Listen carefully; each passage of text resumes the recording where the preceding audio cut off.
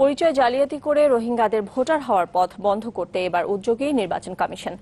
কাল থেকে সারা দেশে শুরু হওয়া ভোটার তালিকা হালনাগাদ কার্যক্রমে এই বিষয়টিকে গুরুত্ব দিয়ে কঠোর পরিকল্পনা নেওয়া হয়েছে। ৮০ লাখ নতুন ভোটারের লক্ষ্য নিয়ে এবারের হালনাগাদে প্রথমবারের মতো ভোটার তালিকায় যুক্ত হবেন তৃতীয় লিঙ্গের মানুষেরাও। আহসান হিমেলের রিপোর্ট।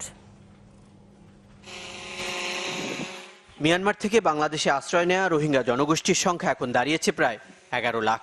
বিভিন্ন সময় এসব রোহিঙ্গাদের বাংলাদেশি পরিচয় ও পাসপোর্ট গ্রহণ করে তাদের বিদেশে অবস্থানের খবরও মিলছে হরহামেশা। অভিযোগ আছে স্থানীয় প্রতিনিধি সহ বিভিন্ন মাধ্যমে পরিচয় জালিয়াতি করে রোহিঙ্গারা ভোটার তালিকায় যুক্ত হচ্ছেন। ২ বছর পর শুরু হওয়া ভোটার তালিকা হালনাগাদ কার্যক্রমে তাই এই বিষয়ে কঠোর নির্বাচন কমিশন।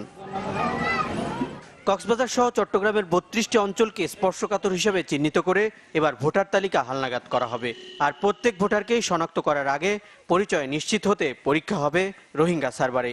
এজন্য বিশেষ কমিটিও গঠন করেছে নির্বাচন কমিশন। যে কোনো ব্যক্তি তার যখন নাগরিক হিসেবে অথবা ভোটার হিসেবে অন্তর্ভুক্তি চাচ্ছে, প্রথমেই কিন্তু আমরা রোহিঙ্গা সার্ভারে হিট করব। Will send the request to the Rohingya server. Rohingya সার্ভারে যদি কারো তথ্য মিলে যায় অথবা বায়োমেট্রিক ম্যাচিং যদি হয়ে যায়, তাহলে কিন্তু সে কিন্তু আর এখানে ভোটার হতে পারবে না। নির্বাচন কমিশনের সর্বশেষ তালিকা অনুযায়ী বর্তমানে সারা দেশে ভোটার রয়েছেন ১০,৪২,০০,০০০। এবার নতুন করে ৮০ লাখ ভোটার অন্তর্ভুক্ত করার পরিকল্পনা নির্বাচন কমিশনের। সেই সাথে এখন যাদের বয়স ১৪ বছর তাদেরকেও তালিকাভুক্ত করবে কমিশন। বাড়িতে বাড়িতে গিয়ে যাদের বয়স ১৮ বছর হয়েছে তাদের তথ্য সংগ্রহ করবে।